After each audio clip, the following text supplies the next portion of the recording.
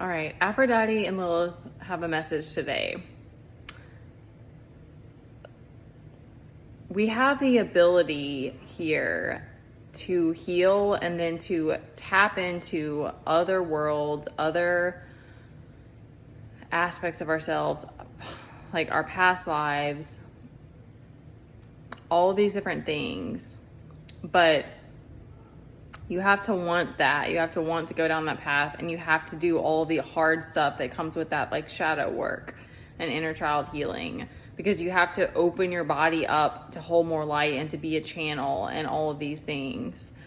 And you have to trust it and have faith and all these other parts. But as a woman, it's really beautiful and special and magical and powerful, but it's also incredibly hard. It takes a lot to ground your energy and to move through the fear on your own without others or without a man who provides this very safe space, which men have that power. But most men abuse it. And I'm sorry, not sorry, because men, if they choose to awaken, have the ability to help our planet heal. I mean, women do too, but like men, when they awaken, they realize so much about what's happened in the past and how they are leaders with the women. So they lead you to hell or to heaven or to hell. Like they lead you. Men have a profound effect on women when they're with a woman, because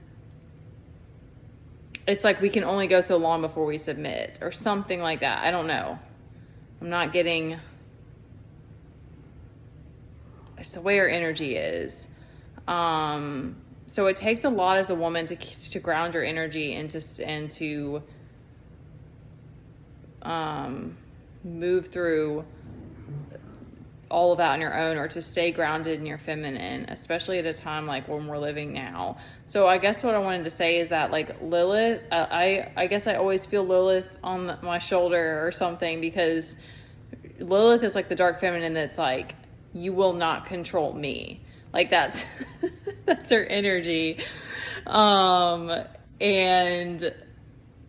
Aphrodite is like coming through today of like, just play and have fun. Like you didn't come here just to suffer. You didn't come here just to be a slave. Or to be a slave, period. That's just a victim mindset that we adapted. And a woman can't be in her feminine if if we're stressed all the time. Like that's why I'm saying like you have to do the inner work of grounding your energy, because we can allow the fear and the stress to just run us.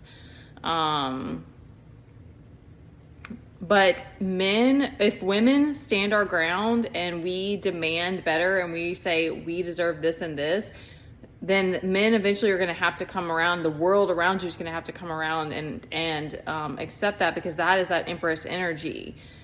And that is how it should be, because it should be going both ways. But women have the power to help balance it and bring it back to how it should be. And then the men need to take the lead again and do their part. But men need to realize and accept that they need to heal and do their shadow work. And not all men are going to do that. And that's whatever. But, oh my gosh, I had another thought about this.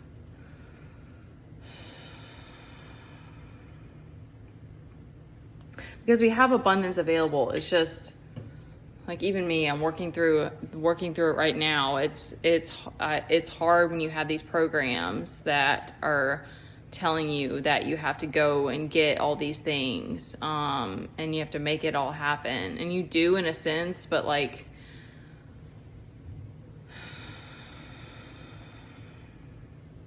it's working off our intuition instead of working off of the fear and the lack, and that masculine go drive. I had another thought about this. Oh, men and women, I'm still learning about this because it continues to fascinate me, is that men will never be able to understand what it's like to be a woman, but that makes it so exciting because if we look at it that way, and frustrating, but it makes it exciting because we kind of can bring men into our world and vice versa. But a man has to accept that. Like, he has to learn, especially if he wants an awakened spiritual woman, he has to find the one that he wants to honor so that he can honor her oracle and her intuition, because it is that dynamic and that polarity can be very trying. And as a woman, especially if you want to be in your feminine, it's very frustrating being not seen and stuff like that. And we have to just accept that. But not being seen, not being felt. Oh God, I gotta go back to this kid. But we can kind of bring men into our world, and like, I don't know why men don't talk about these things more, but supposedly they like are fascinated by all the different aspects of the feminine. So it's like truly they want this intimacy and they want to see all the different phases of like that we go through and like the different expressions, but they're also terrified of it because it's wild and they think that we're just going to run away. And a woman does eventually leave a man that, you know, if she doesn't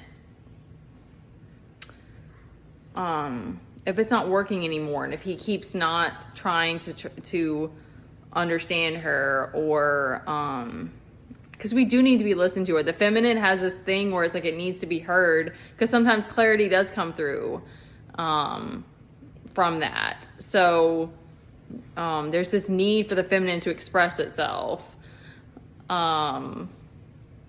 But if we just open ourselves to it, it's very beautiful and exciting, and it makes life interesting. Like, are we not here to like enjoy it too? You know, like that's the Aphrodite coming through, like go and play and be silly. And like that's that Oshun energy that like we're all gonna like suffer here if we don't allow the play and the pleasure and the laughter and the silliness.